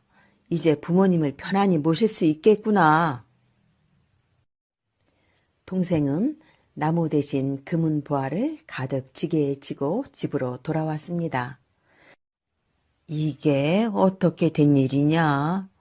간밤엔 어디서 자고 이 많은 보물들은 또 웬 거냐? 아버지가 걱정스럽게 물었습니다. 아버님, 걱정하지 마십시오. 이 보물은 훔쳐온 것이 아니에요. 동생은 아버지께 어젯밤에 있었던 일을 이야기했습니다. 그럼 이게 모두 도깨비 방망이에서 나온 것이란 말이냐? 네, 여기 도깨비 방망이도 가지고 왔어요. 아버지는 믿을 수가 없는 모양이었습니다. 한편 도깨비 나라에서는 난리가 났습니다. 지난밤에 도깨비 하나가 방망이를 잃어버렸기 때문입니다. 대장 도깨비가 화가 나서 소리쳤습니다. 이런 바보 같은 놈이 있나? 아무리 급하다고 방망이를 잃어버리고 오면 어떻게 해? 금방 집이 무너질 것 같아서 그랬어요. 방망이를 잃어버린 도깨비는 기가 죽어 힘없이 말했습니다. 이놈아, 도깨비가 도깨비 방망이를 잃어버리고 어떻게 얼굴을 들고 다녀? 넌 우리 도깨비들을 망신시켰어. 대장님, 제발 한 번만 용서해 주세요. 용서해 달라고? 이놈아, 도깨비 방망이는 도깨비들한테는 생명과 같은 거야. 도깨비 방망이가 없으면 도깨비 노릇을 할 수가 없어. 그럼 대장님, 저는 어떻게 해요? 어떡하긴 뭘 어떻게 해. 당장 가서 도깨비 방망이를 찾아와야지. 알겠습니다, 대장님. 도깨비 방망이를 꼭 찾아오겠어요. 도깨비 방망이를 잃어버린 도깨비는 울상이 되어 말했습니다. 다른 도깨비들이 말했습니다. 꼭 찾아오길 비네. 어서 다녀와. 조심해서. 방망이를 잃어버린 도깨비는 마을로 내려왔습니다. 마을로 내려온 도깨비는 벼락부자가 된 동생의 소문을 들었습니다. 맞아. 내 도깨비 방망이를 가져간 놈이야. 도깨비는 몰래 동생의 집으로 찾아갔습니다. 우선 빗자루로 변해 천마밑에 숨어있자. 그러면 나를 알아보지 못하겠지. 도깨비는 빗자루가 되어 밤이 들 때까지 기다렸습니다. 밤이 아니면 마음대로 활동할 수가 없었기 때문입니다. 내 도깨비 방망이로 부자가 됐다고? 어디 두고 보자. 해가 지고 저녁 별이 나타났습니다. 그럼 이제 슬슬 움직여 볼까?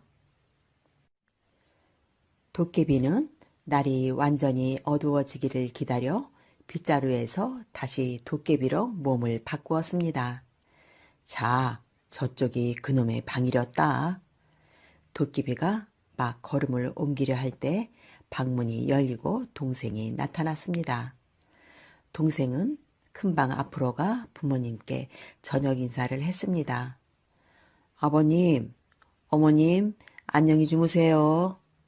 오냐, 너도 잘 자거라.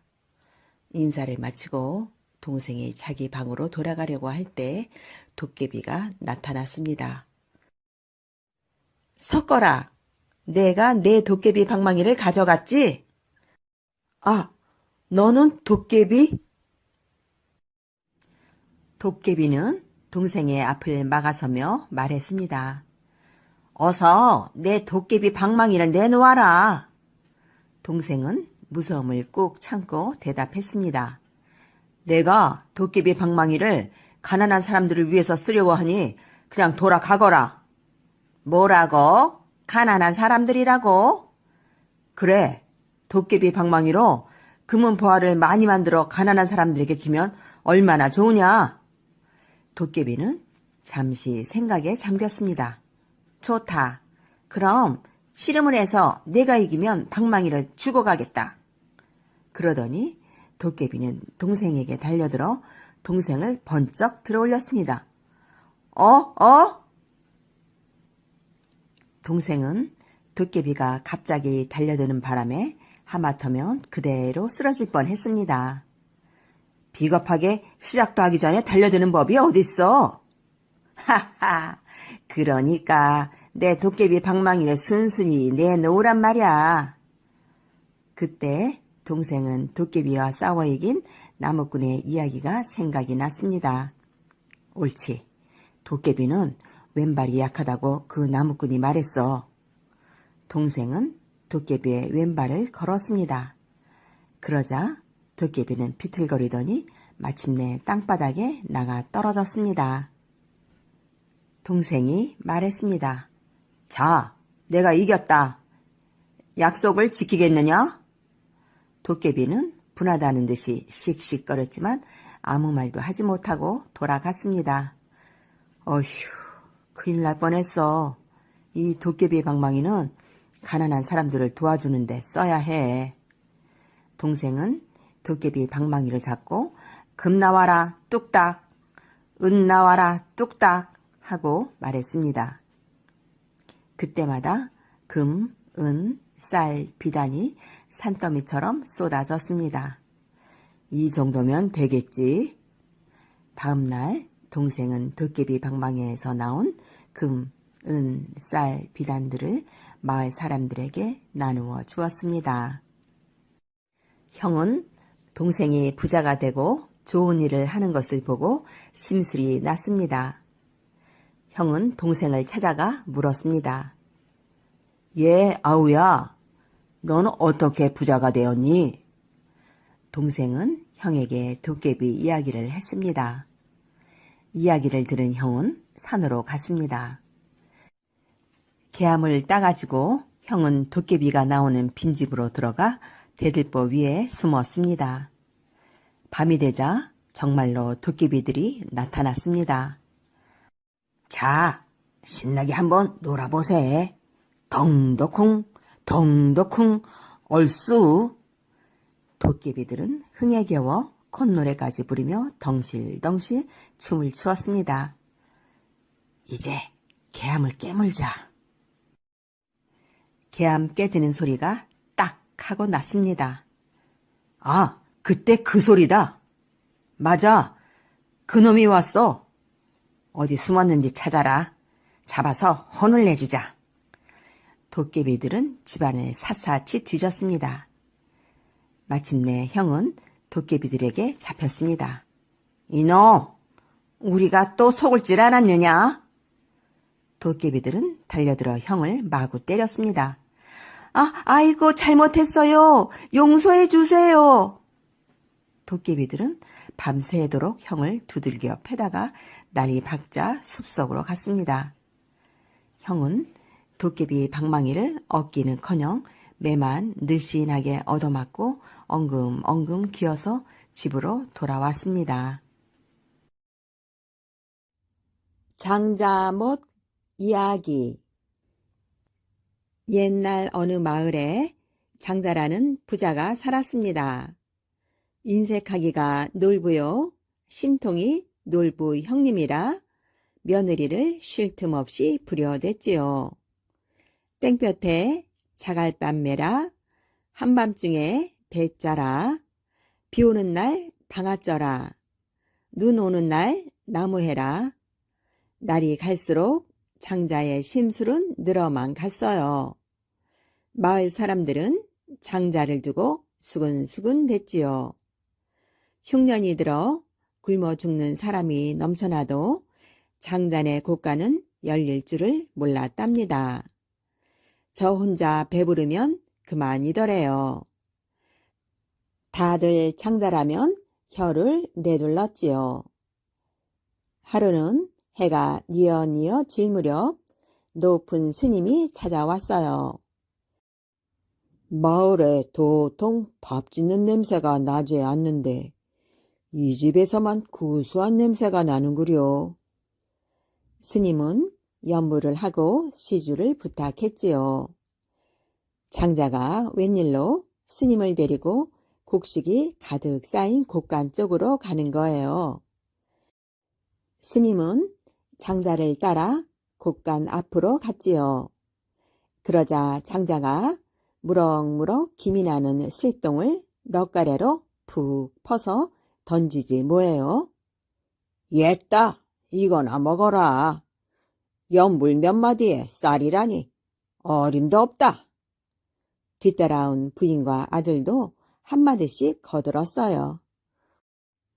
우리 영감 소문도 못 들었수. 매를 맞지 않은 게 다행인 줄 아시오. 그런데 스님은 얼굴 한번 붉히지 않고 쇠똥을 받아 돌아갔어요. 하, 저놈이 미친 게로군. 하긴 부잣집 쇠똥이니 어디 쓸 곳이 없겠는가. 하하.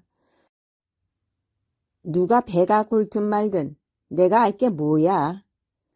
장자는 콧방귀만 푹푹 끼어댔지요. 스님이 바리떼 가득 쇠똥을 받아 우물 앞을 지날 때였어요. 장자네 며느리가 저녁살을 씻다가 스님을 보고는 깜짝 놀라 일어났지요. 에그머니나.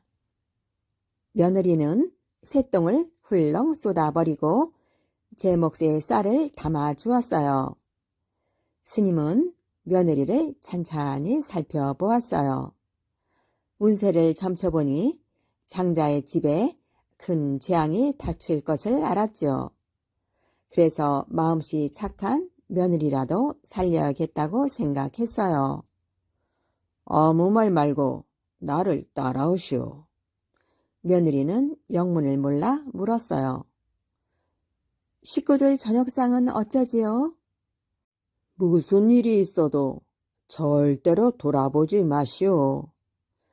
며느리는 주춤주춤 스님을 따라 나섰어요. 하지만 자꾸 걸음이 느려지는 거예요. 내를 건너 산으로 올라가고 있을 때였지요. 벼랑간 천둥 번개가 치면서 땅이 들썩였어요. 바람이 휘몰아치고 굵은 장대비가 마구 쏟아지는 거예요. 금방이라도 천지가 뒤바뀔 듯이 법석이 났지요. 장자가 살던 집은 와르르 무너지고 그 자리에 물이 솟구쳐 못이 생겨났어요. 장자와 부인은 못에 빠져 허우적거렸지요. 아이고, 이런 내 쌀 다 떼내려간다. 에고, 내 금은보화 다 떼내려간다. 장자는 쌀가마니를 안고 부인은 폐무랑을 안고 버둥거렸어요. 아들은 발을 동동 구르고 있었어요. 이놈아, 날 살려라.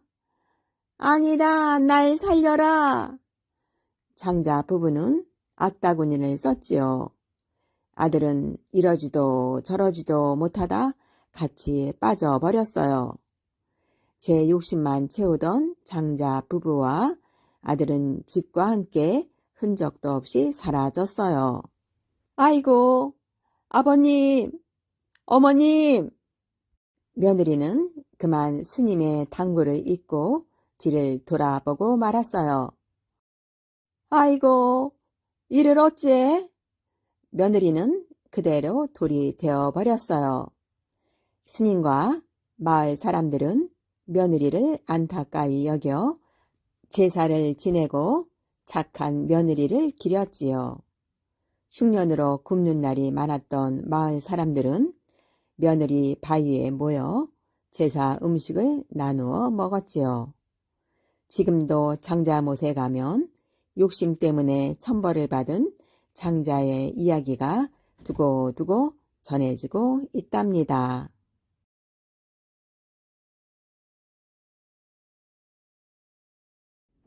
이상한 여행. 옛날 우금리라는 마을에 가난한 아주머니 한 분이 살고 있었습니다. 그 아주머니에게는 장춘이라는 아들이 있었습니다. 장춘은 배를 타고 다니면서 물건을 팔았습니다. 한번 배를 타면 며칠 동안 집에 들어오지 않았습니다. 어떤 때는 한 달이 걸렸고 어떤 때는 2달도 걸렸습니다. 장춘은 집에 있을 때보다 밖에 있는 시간이 더 많았습니다. 그때마다 어머니는 절에 가서 아들이 아무 탈 없이 잘 다니기를 빌었습니다. 그 절은 민장사라는 곳이었습니다. 장춘의 어머니는 비가 오나 눈이 오나 하루도 빠짐없이 절에 가서 부처님께 정성껏 빌었습니다. 부처님, 제 아들 장춘이를 도와주십시오. 먼 바닷길에 아무 일이 없도록 보살펴 주십시오. 어머니의 정성 탓으로 장춘은 언제나 제 날짜에 집으로 돌아오곤 했습니다. 어느 날이었습니다. 그날도 장춘은 배를 타기 위해 집을 나섰습니다. 이번에는 아주 먼 곳을 다녀와야 했습니다. 어머니는 배 타는 곳까지 따라 나왔습니다. 몸조심해 잘 다녀오너라. 그리고 항상 부처님을 잘 섬겨야 한다. 예, 알겠습니다, 어머니. 어머니는 아쉬운 듯 아들의 손을 잡고 한참 동안 서 계셨습니다. 여러 날이 지났습니다. 돌아오겠다고 약속한 날이 지나도 장춘은 오지 않았습니다. 어머니는 걱정이 되었습니다. 2달, 3달이 지나도 아들은 돌아오지 않았습니다.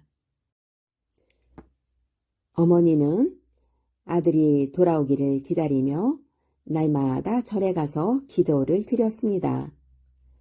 부처님, 제 아들 장춘이를 아무 일 없이 돌아오게 해 주십시오. 어머니의 정성은 참으로 놀라웠습니다.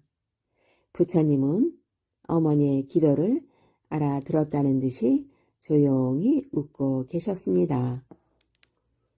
어느 날 어머니가 부처님께 기도를 드리고 집으로 돌아오고 있었습니다. 꼬불꼬불 산길을 돌아 동네가 보이는 시냇가에 왔을 때 아무도 없는 자기 집 굴뚝에서 연기가 모락모락 피어오르는 것이 보였습니다. 아니, 우리 집에서 연기가 나다니? 그럼 장춘이가 돌아왔단 말인가? 어머니는 숨이 차도록 달려갔습니다. 아들을 어서 보고 싶었습니다. 집에 와보니 정말 장춘이가 돌아와 밥을 짓고 있었습니다. 장춘아! 어머니! 어머니와 아들은 서로 너무 기뻐서 얼싸안고 울음을 터뜨렸습니다. 내가 돌아왔구나. 얼마나 고생이 많았니? 어머니는 울음 섞인 목소리로 말했습니다. 예, 어머니. 걱정을 끼쳐드려 죄송합니다. 그래, 왜 이렇게 늦었느냐? 아주 이상한 일이 있었어요, 어머니. 장춘은 그동안 겪었던 일들을 이야기하기 시작했습니다. 그 이야기는 아주 신기했습니다. 어머니와 헤어진 그날 장춘은 다른 때처럼 배를 탔습니다. 하늘에는 아름다운 새털구름이 깔려있고 바람도 살랑살랑 기분 좋게 불었습니다. 아주 좋은 날씨였습니다. 배는 바람을 타고 신나게 달렸습니다. 사흘 동안 아무 일 없이 즐거운 여행을 했습니다. 그러던 어느 날 아침이었습니다. 갑자기 시커먼 구름이 하늘을 가려 바다는 밤처럼 어두워졌습니다. 바람도 세차게 불었습니다. 물결이 거칠어지더니 집채만한 파도가 몰려왔습니다. 배는 성난 파도에 휩쓸려 금방 뒤집힐 것 같았습니다. 장춘은 그처럼 무서운 파도는 처음 보았습니다. 얼마 뒤 배가 뒤집혔습니다. 파도가 밀려와 배의 허리를 두동강이 내버리고 말았습니다. 배에 타고 있던 사람들은 모두 바닷속에 빠졌습니다. 장춘과 뱃사람들은 꼼짝없이 죽게 되었습니다. 장춘은 정신을 바짝 차리고 여기저기를 둘러보았습니다. 널판지 하나가 떠 있는 것이 보였습니다. 장춘은 있는 힘을 다하여 그 널판지를 붙잡고 겨우 살아남게 되었습니다. 널판지는 이리저리 마구 떠다녔습니다. 장춘은 널판지가 가는 대로 몸을 맡겼습니다. 바다에 빠진 다른 사람들은 하나도 보이지 않았습니다. 장춘만 살아난 것입니다. 장춘은 더욱 정신을 차려 널판지를 꼭 붙잡았습니다. 얼마를 떠나려가다 육지에 닿았습니다. 아, 살았다! 장춘은 너무 기뻐서 저도 모르게 소리를 질렀습니다. 그때였습니다. 어떤 사람이 이쪽으로 걸어오고 있었습니다. 그 사람은 장춘을 보더니 자기 집으로 가자고 하였습니다. 우리 집에 있으면서 내 일을 도와주게. 장춘은 그 사람을 따라갔습니다. 그 사람은 잠잘 곳도 마련해 주어 장춘은 그 집에서 살게 되었습니다. 장춘은 날마다 밭에 나가 일을 했습니다. 아주 힘이 들었습니다. 그럴수록 집생각이 더욱 간절했습니다. 어머니께서 무척 기다리실 것 같았습니다. 밤에는 잠도 오지 않았습니다. 달이 뜨는 밤이면 더욱 어머니가 그리워졌습니다. 얼마가 지난 후였습니다. 장춘은 그날도 밭에서 일을 하고 있었습니다. 그때 스님 한 분이 장춘에게로 다가왔습니다. 그대는 혹시 신라에서 온 사람이 아닌가요? 스님이 장춘에게 물었습니다. 그렇습니다. 저는 신라 사람입니다. 배를 타고 장사를 하다가 배가 부서졌는데 저만 살아났습니다. 고생 많이 하셨지요. 집이 그리우시겠소. 장춘은 스님의 말에 자기도 모르게 눈물이 났습니다. 스님, 저를 고향에 갈 수 있도록 도와주십시오. 어머니께서 기다리고 계십니다. 도와드리겠으니 나를 따라오십시오. 고맙습니다. 장춘은 스님을 따라 나섰습니다. 얼마를 갔을 때 큰 개울이 앞에 나타났습니다. 개울물은 매우 깊어 보였습니다. 장춘이 바지를 걷어 올리려고 하자 스님이 말렸습니다. 그냥 있어도 됩니다. 내게 맡기시지요.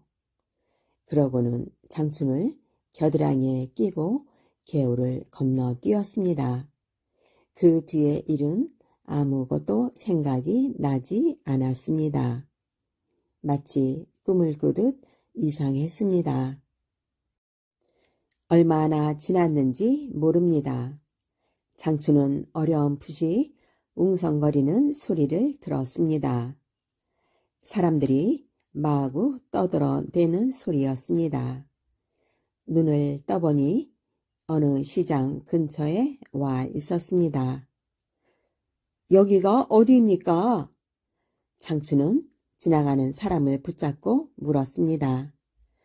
여기는 신라요. 그런데 당신은 어느 나라 사람이기에 이곳이 어디인지도 모르시오. 그 사람은 이상하다는 듯이 장춘을 훑어보더니 가버렸습니다. 장춘은 어느새 신라에 와 있었던 것입니다. 이제는 안심이 되었습니다. 자세히 주위를 살펴보니 눈에 익은 곳이었습니다. 집에서 그리 멀지 않은 마을이었습니다. 장춘은 나는 듯한 빠른 걸음으로 금방 집에 닿았습니다. 장춘의 이야기는 여기서 끝났습니다. 어머니는 이야기를 듣고 나서 말씀하셨습니다. 정말 이상한 여행이었구나. 그러나 내가 무사히 돌아올 수 있었던 것은 부처님께서 돌봐주신 덕택이다. 그렇습니다. 부처님께서도 도와주셨지만 다 어머니의 정성 덕분입니다. 이튿날 어머니는 새벽 일찍 절로 갔습니다. 부처님 앞에 나아가 감사한 마음으로 절을 올렸습니다. 장춘이 부처님 덕분에 무사히 살아서 왔다는 이야기를 마을 사람들이 모두 알게 되었습니다. 마침내 임금님께서도 들으셨습니다. 참으로 신기한 일이로구나. 그런 훌륭한 부처님은 잘 모셔야 한다. 임금님은 민장사에 많은 논밭과 곡식을 주었습니다. 그리고 부처님을 더욱 잘 모시도록 했습니다. 지혜로운 처녀. 옛날 어느 고을에 아버지가 돌아가셔서 홀어머니와 사는 세 자매가 있었습니다. 큰딸은 얼굴이 고왔지만 노는 것을 좋아해 하루 종일 이 집 저 집으로 놀러만 다니고 어머니가 힘든 것은 나 몰라라 했습니다. 작은 딸은 꾸미는 것을 좋아해서 어머니 댕기 사주세요. 어머니 꽃신 사주세요. 하며 어머니를 졸라 힘들게 했습니다. 그러나 막내딸은 어떻게 하면 어머니를 도울 수 있을까 궁리하며 어머니를 따라다녔습니다. 어느 날 어머니가 큰딸에게 심부름을 시켰습니다. 얘야, 뒷마당에 있는 텃밭에 가서 푸성기 좀 뜯어오너라. 싫어요, 어머니. 윗집에서는 동무와 놀기로 약속을 했는걸요. 큰딸이 짜증을 내자 막내딸이 나섰습니다. 어머니, 제가 다녀올게요. 어머니가 이번에는 작은 딸에게 심부름을 시켰습니다. 얘야, 아랫마을 김첨지 댁에 떡 좀 갖다 드려라. 작은 딸도 짜증을 내며 말했어요. 싫어요, 어머니. 저는 지금 댕기 실밥이 뜯어져서 바늘로 꿰매야 하거든요. 그러자 막내딸이 또 나서며 말했습니다. 어머니, 저 주세요. 제가 다녀올게요. 어느 날 이 나라의 세자가 결혼을 할 나이가 되자 나라에서는 처녀들의 혼인을 금지하는 금원령을 내렸고 결혼 정년기의 처녀들 중에서 세자빈을 뽑기로 했습니다. 세 자매는 모두 결혼하기에 적당한 나이였기 때문에 심사를 받게 되었습니다. 세자빈을 뽑는 심사는 사흘 동안 이루어졌는데 세 가지 질문에 가장 현명한 대답을 하는 처녀를 뽑는다고 하였습니다. 첫째 날 왕비와 대비께서 영리하고 현명한 세자빈을 뽑기 위해 한 사람씩 만나 질문을 하였습니다. 여러 처녀들이 대비와 왕비 앞으로 불려 나갔지만 아무도 대비와 왕비의 마음에 드는 대답을 한 처녀는 없었습니다. 드디어 큰딸의 차례가 되었습니다. 대비께서 물었습니다. 꽃 중에 무슨 꽃이 제일인고? 국화꽃이 제일입니다. 큰딸이 대답했습니다. 왕비께서도 물었습니다. 어찌하여 국화꽃이 제일이라고 생각하느냐? 냄새가 향긋하니 제일이라고 생각합니다. 큰딸이 자신있게 대답했습니다. 이번에는 대비께서 작은 딸에게 물었습니다. 꽃 중에 무슨 꽃이 제일인고? 모란꽃이 제일입니다. 라고 작은 딸이 대답했습니다. 왕비께서 물었습니다. 어찌하여 모란꽃이 제일이라 생각하느냐? 꽃잎이 풍성하고 아름다워 제일이라고 생각합니다. 작은 딸이 얼굴을 살짝 붉히며 대답했습니다. 이윽고 막내딸 차례가 되었습니다. 꽃 중에 무슨 꽃이 제일인고? 대비께서 물었습니다. 막내딸은 다소곳이 고개를 숙이며 대답했습니다. 꽃 중에 제일은 무화꽃이라 생각되옵니다. 막내딸의 대답에 사람들이 수군수군 웅성웅성 소란스러워졌습니다. 대비께서 의아해하며 물었습니다. 하고 많은 꽃 중에 어찌 목화꽃이 제일이라 여기느냐? 막내딸이 조심스럽게 대답했습니다.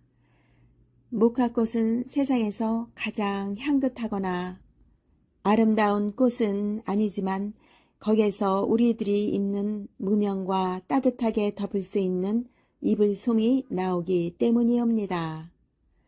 대비와 왕비께서는 흡족하게 웃으셨습니다. 둘째 날 왕비께서 다음 질문을 하였습니다. 그러면 어떤 고개가 넘기에 제일 힘이 들까? 큰 딸은 험준한 추풍령 고개라고 대답했고 작은 딸은 꼬불꼬불 꼬부라진 꼬부랑 고개가 제일 힘들다고 대답했습니다. 그리고 드디어 막내 딸의 차례가 되자 기대에 찬 얼굴로 대비께서 물었습니다. 그럼 너는 어떤 고개를 넘기가 제일 힘들다고 생각하느냐? 막내딸이 다소곳이 대답했습니다. 보릿고개라 생각되옵니다. 왕비께서 웃으시며 물으셨습니다. 뭐라? 어이에서 그리 생각하느냐? 다른 고개들은 아무리 힘이 들어도 천천히 걷다 보면 다 넘어갈 수 있습니다. 하지만 식량이 다 떨어진 봄철부터 새 보리를 수확하기 전까지 보릿고개는 무수하니 넘어가기가 힘들기 때문이옵니다. 막내딸이 대답을 하자 모두들 입을 벌리며 감탄을 했습니다. 셋째 날 대비께서 처녀들을 천천히 둘러보며 물었습니다. 집을 지을 때 가장 공을 들여야 하는 곳이 어디인고? 어떤 처녀는 솥을대문이라 하였고 어떤 처녀는 정원이라고 대답했습니다. 그리고 큰딸의 차례가 되었습니다. 대비께서 물었습니다. 너는 어디에다 공을 들이겠느냐? 큰딸이 얼굴이 발그레해지며 대답했습니다. 대청 마루이옵니다. 그래, 그 이유가 무엇이냐? 대비께서 다시 물었습니다. 큰딸이 신이 나서 대답했습니다. 그래야 많은 사람들이 놀러와서 편히 쉬고 재미있게 놀 수 있으니까요. 대비께서 작은 딸에게도 물었습니다. 너는 어디라고 생각하느냐? 둘째 딸이 행복한 표정으로 대답했습니다. 창살이 예쁜 창문이요. 왕비께서 물으셨습니다. 이유가 무엇인고? 섬세하고 아름다운 창살로 장식이 된 창문이 있다면 이웃과 동무들에게 자랑할 수 있으니까요. 작은 딸이 주위 사람들을 둘러보며 대답했습니다. 막내딸의 순서가 되자 대비와 왕비는 기대하는 표정으로 막내딸을 지그시 바라보았습니다. 대비께서 물었습니다. 너는 어디에다 공을 들이겠는고? 대들보입니다. 막내딸이 대답했습니다. 왕비께서 살며시 웃으시며 물었습니다. 어찌 그곳에 공을 들여야 하느냐? 막내딸은 확신에 찬 표정으로 대답을 했습니다. 나라에는 높은 곳에서 백성을 굽어보시며 편하게 돌보아 주시는 임금님이 계시듯 집에는 지붕을 너끈하게 지탱하고 받쳐주는 튼실한 대들보가 있어야 그 집에 사는 가족들이 안심하고 편안하게 살 수 있사옵니다. 대비와 왕비, 그 자리에 있던 많은 사람들이 막내딸의 대답에 놀라워했습니다. 현명한 대답이로다. 참으로 생각이 깊은 처녀로구나. 대비와 왕비는 한 마음으로 감탄을 했습니다. 지혜로운 막내딸은 결국 세자빈으로 뽑혀 대궐로 들어가게 되었습니다. 세월이 흐른 뒤 세자빈이 된 막내딸은 영민한 왕비가 되었습니다. 위로는 임금님을 잘 섬기고 아래로는 백성에게 반듯한 모범을 보였습니다. 왕자와 공주도 많이 낳아 잘 키우고 사랑하는 임금님과 함께 오래오래 행복하게 잘 살았습니다.